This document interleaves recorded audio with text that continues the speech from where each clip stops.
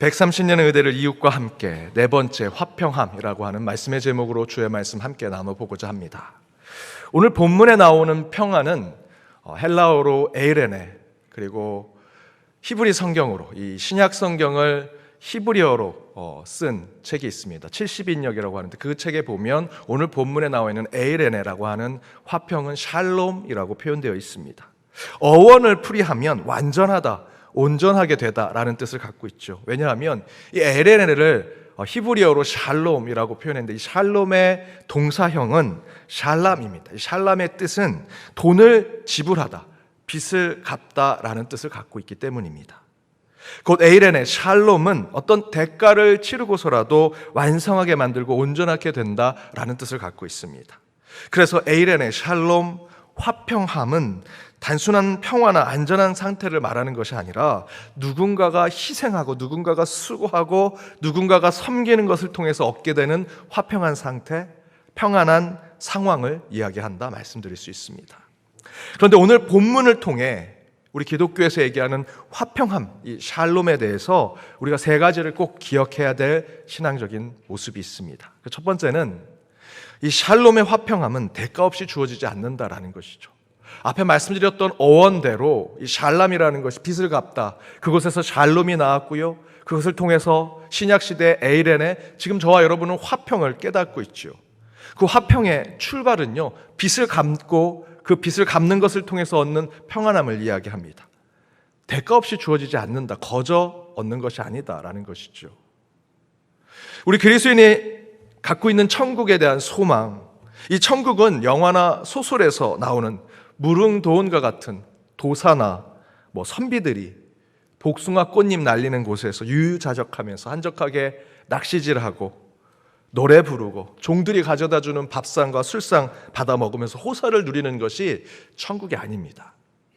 기독교에서의 천국은요, 마태복음 13장에 여러 천국에 대한 비유가 나오는데 그 가운데 감추인 보화의 비유의 천국을 얘기할 수 있습니다. 마태복음 13장 44절에 이렇게 얘기합니다. 우리 함께 읽어보겠습니다. 천국은 마치 밭에 감추인 보화와 같으니 사람이 이를 발견한 후 숨겨두고 기뻐하며 돌아가서 자기의 소유를 다 팔아 그 밭을 사느니라. 천국은 밭일을 하던 중에 엄청난 보화가 그 밭에 있는 것을 발견한 사람이 자기 집에 가서 자신의 온 소유를 가져다가 그 밭을 사려고 하는 마음, 그것이 천국이라는 것이죠. 세상에 그 무엇과도 바꿀 수 없는 너무나 좋은 것, 아름다운 세상을 발견했거나 인생의 최고의 것을 보게 되었을 때 우리는 그것을 얻으려고 내 모든 것을 내어놓는 것, 그 마음이 있는 것이 천국이라는 것입니다. 이처럼 천국은요, 거저 얻어지는 것이 아닙니다. 내 것을 다 내어놓고 쏟아낼 때 얻게 되는 것, 값비싼 대가가 있는 곳이 천국입니다.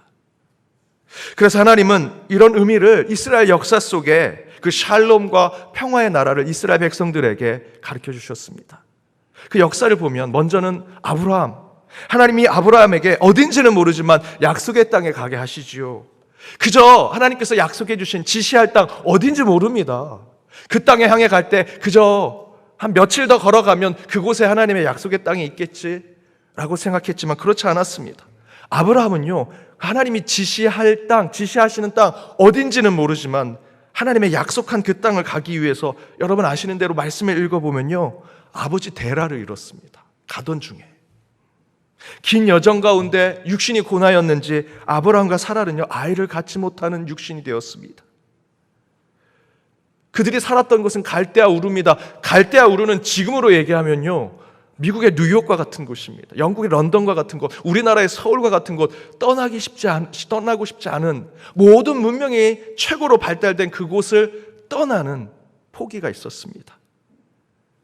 아브라함은 하나님이 약속할 그 땅을 가기 위해서 자신의 고향, 자신의 가족도 잃고요, 자신의 삶의 안락함도 다 포기하고 하나님께서 약속한 그 땅을 향해 갔습니다.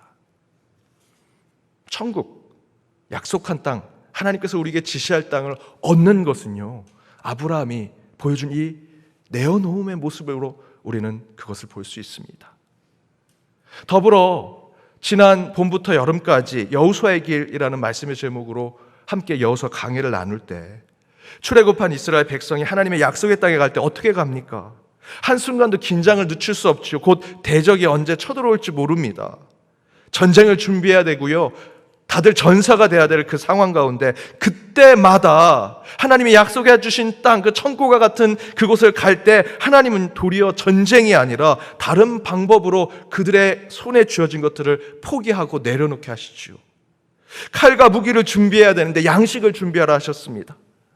요단강을 건널 땐 배를 준비하거나 수영을 잘하는 특수부대를 준비해야 될 것 같은데 하나님은 그 요단강을 건널 때 그들의 모든 것이나 마찬가지인 언약궤를 제사장이 들고 제일 먼저 물이 아직 갈라지지 않았는데도 그 물에 들어가도록 만드셨습니다. 그리고 이제 진짜 전쟁 준비를 해야 할 것 같은데 그래서 그들에게 칼과 창을 하나님이 주실 것 같은데 그때 하나님은 그들을 전쟁의 전사나 용사로 세우지 아니하시고 하나님의 자녀가 되는 증명을 위해 할례를 하도록 하셨지요. 다 포기하고 내려놓게 하십니다. 어떠한 대가를 얻게 하시지요. 그렇게 샬롬, 화평함, 기쁨이 가득한 천국은요 거저 얻어지는 곳이 아닙니다. 물론 우리 그리스도인의 구원은 예수 그리스도의 희생과 섬김으로 우리가 거저 얻게 되었지만 저와 여러분이 잊지 말아야 할 것은요 정말 거저 얻은 것이 아닙니다.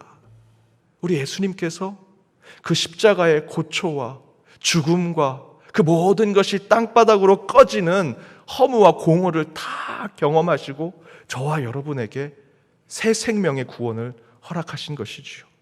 값비싼 하나님의 희생이 있었기 때문에 저와 여러분이 은혜를 누리고 있는 것입니다. 우리 신앙 가운데 똑같습니다. 화평함을 이루는 것은요 반드시 우리가 모르는 누군가의 희생과 섬김이 그 안에 있기 때문에 저와 여러분이 화평과 평화를 누리는 것입니다. 여러분, 여러분의 심령 가운데 화평이 깨지셨습니까? 여러분 가정 가운데 평안이 무너지셨습니까? 샬롬과 에이레네 참된 화평을 누리기 위해서는요 누군가의 한 알의 밀알과 같은 섬김과 헌신, 희생과 내어줌이 있을 때 진정한 화평함을 맛볼 수 있는 것입니다. 화평을 원하시고 평안을 간구하신다면 다른 누군가의 희생과 섬김을 바라기 이전에 지금 하나님께서 여러분을 부르신다면 여러분이 그 희생과 섬김의 역할을 하십시오. 그렇게 여러분의 섬김과 희생, 내어줌과 내려놓음으로 참된 화평을 이루시는 여러분의 가정 또한 여러분의 심령이 되시길 주님의 이름으로 축복합니다. 두 번째 에이레네의 화평은 먼저 내 안에서 이루어진다. 나로부터 출발한다라는 것입니다. 화평하자, 평화, 화해하자, 용서하자라는 구호는요 마치 거대한 기관과 공동체에서 하는 것 같습니다. 어느 나라, 어느 교회에서 정책적으로 올해는 평화를 이루자, 화평한 교회가 되자라는 주제나 비전을 가지고 나갈 때 외치는 구호처럼 느껴지죠. 그러나 성경 안에서 이 화평과 샬롬의 출발은요 그 기관이 막 구호를 외치고 정책적으로 하는 것이 아니라 우리 안에서부터 시작된다라고 성경은 이야기합니다. 제가 신학대학원 시절에 어느 연구원에 연구원으로 있었습니다. 근데 그 연구원이 열악해서 두 개의 연구원이 함께 한 사무실을 썼습니다. 그 한 사무실은 기독교 상담연구원이었습니다. 그 기독교 상담연구원은 그 연구원이 매일 한 명씩 오셔서 이제 상담 전화를 받는 거죠. 그런데 그 중에 한 분은 항상 출근을 하면 딱 자리에 앉자마자 9시에 출근해서 자리에 앉자마자 인터넷 쇼핑을 하십니다. 뒤에서 보면 그렇게 인터넷 쇼핑을 여러 개를 하십니다. 하루는 그렇게 쇼핑을 하다가 문제가 되셨는지 그 인터넷 쇼핑 회사에 전화를 걸어서 그렇게 소리를 지르십니다. 당신들이 물건을 잘못 뺐는데 왜 내가 손해를 봐야 한다고 막 소리를 지르고 내가 이거 지금 기관에 신고하겠다고, 경찰에 신고하겠다고 전화를 끊고 다시 전화하고 그렇게 막 화를 내시다가 상담하는 전화에서 전화가 오기 시작합니다. 3번 숨을 쉬더니 그분이 그 전화를 받고 여보세요, 기독교 상담연구원 누구누구입니다. 하나님의 평화가 임하는 상담을 해드리도록 하겠습니다 라고 얘기하십니다. 그 상담 직원은요 바로 직전까지 쇼핑몰에 있는 그 직원과 평화롭지 않은 전화통화를 했는데 금세 바뀌어서 그렇게 통화하는 모습을 보고 뒤에 있는 저희들이 정말 어안이 벙벙했습니다. 저희는 속으로 그 상담받는 분이 정말 불쌍하다고 느꼈습니다. 그 상담을 하는 연구원은요, 지금 마음의 평정을 잃었습니다. 다툼과 분노가 있습니다. 그가 상담을 하는 것은 위선과 가식이지요. 여러분, 오늘 본문에 너희로 내 안에서 평안을 누리게 하려 한다라는 말씀은요, 가장 먼저 주님이 주신 평안과 화평이 그 한 사람에게, 예수를 통해서, 하나님을 통해서 너희에게 주는, 바로 그 너희는 한 사람입니다. 그 한 사람에게 임하게 되는 것이라고 말씀하고 있지요. 그 이유는요, 우리 신앙 안에서 이루는 화평의 시작은 한 사람에서부터 시작하기 때문입니다. 계속해서 반복해서 말씀드리지만, 원수를 사랑하는 주님의 말씀의 그 원수는요, 여러분에게만 원수입니다. 그 원수라고 하는 대상은 다른 사람에게는 원수가 아닐 수 있습니다. 여러분, 착각하시면 안 됩니다. 혹시 원수를 생각하셔서 주님께서 원수를 사랑하는 이 말씀이 제 마음에 도전이 되고 가슴을 치면, 나만 그를 원수로 생각하는구나, 내가 그를 사랑하면 되겠구나 라고 생각하시면 됩니다. 제가 어느 공동체 안에 있을 때 한 분이 너무 불편해서 그 공동체에 함께 있는 제 선배 형님께 그 사람 좀 불편하다고, 정말 그 사람에 대한 제 감정을 다 드러내면서 험담을 막 했습니다. 그리고 제 얘기를 들어주는 형님께 공감을 얻으려고, 형님, 그분 정말 이상하지 않습니까? 라고 물었더니 그 형님이 바로 이렇게 대답하셨습니다. 아니, 난 그분 좋은데 네가 오해한 것 같아 라고 얘기하시는 겁니다. 그 즉시 제 가슴에 불이 막 타오르더니 그 형님이 원수로 보이기 시작하는 겁니다. 여러분, 제가 생각했던 그 원수를 누군가가 옹호하면요, 그 사람도 원수로 보이기 시작합니다. 한동안 저 그 형님과 연락 안 했습니다. 원수처럼 생각이 들더라고요. 그리고 먼 훗날 그때를 회상해 보니 제가 그 한 분을 원수로 생각하는 즉시 그 원수라고 생각한 그분을 옹호하고 변호하고, 아니 그분은 그런 사람이 아니야, 네가 착각하고 네가 오해한 거야 라고 충고해주고 조언해 주시는 분들 모두가 제에게 원수가 되는 것을 느꼈습니다. 그들은 저를 괴롭힌 적이 없습니다. 그런데 단지 제가 생각했던 원수의 제 말에 동의하지 않는다는 이유로 그들을 다 제가 원수로 삼고 있더라고요.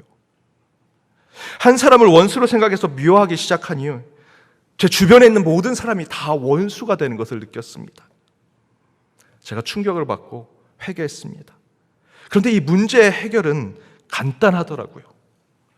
제가 스스로 제 마음을 내려놓고 원수라고 생각했던 그분을 사랑까지는 아니더라도 미워하지 않기 시작하니 원수라고 생각했던 다른 사람들이 다르게 보이기 시작했습니다. 내가 변하니, 내가 그 원수를 사랑하니 다른 사람들도 다 그런 사랑의 눈으로 보이더라. 한 제자가 스승에게 묻습니다. 스승님, 왜 늘 세상의 악과 잘못을 그렇게 지적하십니까? 그렇게 세상의 불의와 악함을 문제 삼고 고쳐야 된다고 외치신 지 정말 오래되었지만 아무것도 달라지고 변화되지 않았습니다. 이제 좀 그만하십시오. 그러자 스승이 이렇게 얘기합니다. 나는 세상을 변화시키려고 이러는 게 아니라 세상이 나를 변화시키지 못하게 막으려고 더욱 세상을 향해 크게 외치는 것이네. 진짜 정의를 외치는 사람의 속마음은요, 거기에 돌멩이 하나 던진들, 내가 고함 한번 외친들 세상이 달라질 것이라 믿고 그렇게 하시는 것이 아닙니다. 내가 의인입니다, 내가 의로운 사람입니다, 내가 좀 바꿔보겠습니다 라고 그렇게 하시는 분들은 아무도 계시지 않습니다. 정말 그들이 그렇게 세상의 의로움을 위해서 외치고 운동을 하고 그곳에 그 불의함에 함께 저항하려고 하는 이유는요, 사실 이 스승의 말대로 내가 물들지 않기 위해서, 내가 세 속에 물들지 않기 위해서 세상을 향해 그 의로움을 외친다라는 것이죠. 그렇게 내가 먼저 의로워지고 내가 먼저 정의로운 삶을 살아가고자 할 때 세상은 조금씩 변화되는 것, 그것을 깨달아서 세상을 향해 그렇게 외치고 불의함에 저항하는 것이죠. 바울이 이에 대해서 갈라디아서 6장 1절에 이렇게 얘기합니다. 우리 함께 읽어보겠습니다. 형제들아, 사람이 만일 무슨 범죄한 일이 드러나거든 신령한 너희는 온유한 심령으로 그러한 자를 바로 잡아 너를 자신을 살펴보아 너도 시험을 받을까 두려워하라. 누군가가 잘못된 일이 있다면 온유한 심령으로 그를 바로 잡으라. 너가 잘못됐어, 그렇게 하면 안 돼 라고 그들에게 권면하고 문제를 다시 해결하라는 것이죠. 그럼에도 불구하고 더 중요한 것은 그러한 상황들을 살펴보아 너도 그 문제, 그 시험에 빠지지 않도록 늘 너 자신을 돌아보라, 바울은 얘기합니다. 잘못된 일을 보았거든 지적하고 비판할 필요는 있지만 그것의 최종적인 목적은요, 내 자신이 그 세속과 죄악에 물들지 않고 시험받지 않음이다라는 것입니다. 그 이유는 참된 정의로움이든 온전한 화평함이든 그 모든 것은 가장 먼저 한 사람 한 사람으로부터 시작되기 때문입니다. 여러분, 화평한 가정을 원하시면 먼저 여러분 자신부터 화평함과 평온함을 찾으십시오. 공동체가 분열되는 것 같고 시끄러운 것 같을 때 가장 신앙의 방법은요, 다른 것 아닙니다. 지금 이 자리에 있는 저와 여러분이 분열 대신에 일치를, 미움 대신에 사랑을, 다툼 대신에 용서의 마음을 먼저 품는 것입니다. 그렇게 나부터 먼저 화평으로 나아가 더욱 하나님이 원하시는 우리 연동의 재단, 여러분의 가정, 여러분의 영혼이 되기를 주님의 이름으로 축복합니다. 마지막 세 번째, 화평이 나로부터 시작한다면 그 화평의 마지막은요, 하나님께 맡겨야 합니다. 시작은 여러분에게서부터 시작하지만 그 끝은, 그 결론은 하나님께 맡겨야 한다. 여러분, 하나님도 가장 해결하기 힘든 기도 제목이 있습니다. 뭘까요? 하나님을 보여주시면 제가 하나님 믿겠습니다 라고 하는 것 아닙니다. 우리 어르신들이 많이 기도하는 겁니다. 저 이제 살 만큼 살았습니다. 빨리 저 천국 가게 해주세요 라고 기도해 주세요. 그 기도 제목 들을 때 뒤에 이렇게 보면요, 약이 한 30통 있습니다. 우리 어르신들 뭐 빨리 천국 가게 해달라고 하면서 뒤에는 약을 막 관절약, 뭐 심장약 뭐 다 잡수십니다. 기도하지 마십시오. 하나님 응답 안 해주십니다. 그런 기도 제목 아니고요, 하나님이 해결 못하는 기도 제목은요, 관계에 대한 겁니다. 특별히 시어머니와 며느리의 관계, 고부간의 갈등, 이거 하나님 해결 못합니다. 예수님 부인 없으셔서 마리아 며느리 두지 못했죠.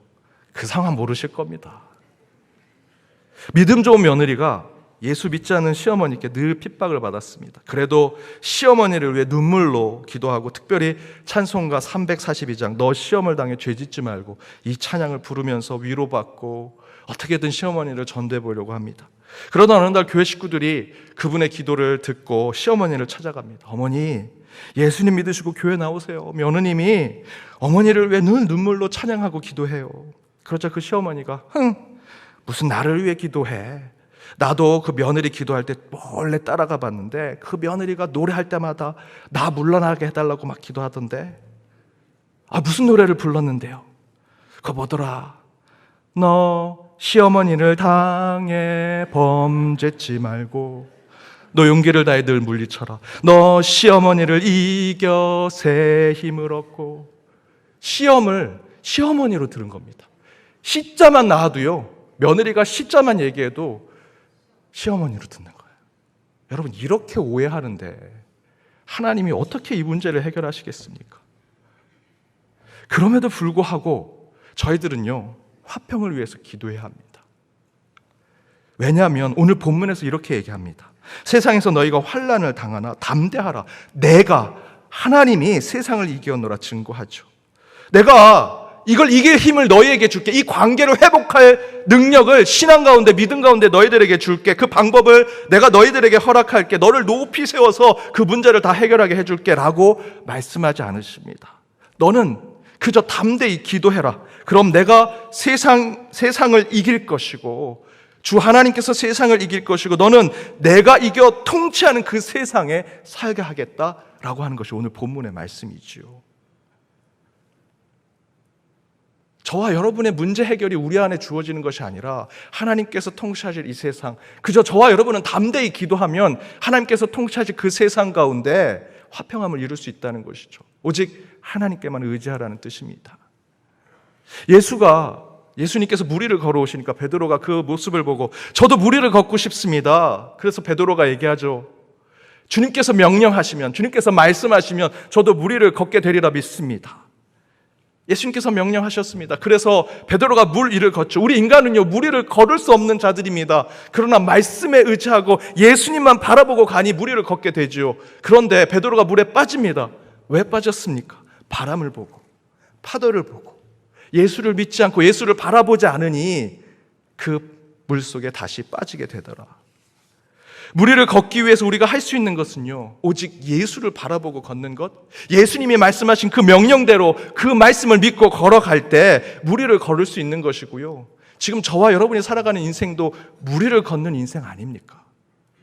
저희들이 할 수 있는 것은 없습니다. 우리는 무리를 걸을 수 없는 존재들이라면 저와 여러분이 할 수 있는 것은 예수님의 말씀대로 걸어가는 것. 우리가 할 수 있는 것이 아니라는 것이죠. 화평함도 똑같습니다. 우리가 할 수 있는 것이 아닙니다. 철저하게 하나님께 맡기지 않는다면 우리는 진정으로 그것을 이룰 수 없습니다. 한 목사님이 교회에 부임했습니다. 어느 한 권사님께서 너무 일을 잘하셔서 권사님 너무 잘하세요, 칭찬해 드렸습니다. 그런데 그 교회마다 이 상극인 권사님들 계시잖아요. A 권사님이 잘하면 B 권사님이 질투하고, B 권사님이 잘하면 A 권사님이 질투하고, 그 A 권사님을 칭찬해 드렸더니 B 권사님이 그 목사님은 편파적이라고 그 권사만 칭찬하고, 그 얘기를 목사가 듣고 B 권사님을 만나서 또 칭찬해 드렸습니다. 권사님 정말 잘하세요. 그랬더니 또 A 권사님이 질투에 빠져서 그 얘기를 듣고 이 목사가 도저히 내가 어디에도 왔다 갔다 할 수 없겠구나 하고 아무 말도 하지 않았습니다. 그랬더니 양쪽 권사님들이 이렇게 얘기합니다. 그 목사가 말이 없고 냉랭하고 아주 차가운 목사라고. 저희 어떻게 해야 됩니까? 이렇게 모순적이고 아이러니한 상황이 우리의 관계 속에 항상 있죠. 이거는요, 시어머니 며느리의 관계만 있는 것이 아닙니다. 여러분이 지금 겪고 있는 모든 관계 속에 이 모순과 아이러니가 있습니다. 해결하기 참으로 힘들죠. 그렇게 어려운 상황들을 겪었던 다윗은 시편에서 이렇게 얘기합니다. 55편 22절입니다. 우리 함께 읽어보겠습니다. 내 짐을 여호와께 맡기라. 그가 너를 붙드시고 의인의 요동함을 영원히 허락하지 아니하시리로다. 여러분, 여러분이 해결하지 못한 그 무거운 짐을 어떻게 하라고요? 기도하라. 하나님께 맡기라 하시지요. 그러면서 하나님께서 말씀하십니다. 너가 의인이고 너가 잘못이 없다면 세상이 너를 흔들고 요동하지 못하도록 내가 만들어주겠다. 걱정하지 마. 대신에 그 문제는 너가 해결할 수 있는 것이 아니야. 내게 맡겨. 내 짐은 내게 맡기고 기도해라 라고 말씀하십니다. 사랑하는 여러분, 화평함은 저와 여러분이 이룰 수 있는 것이 아닙니다.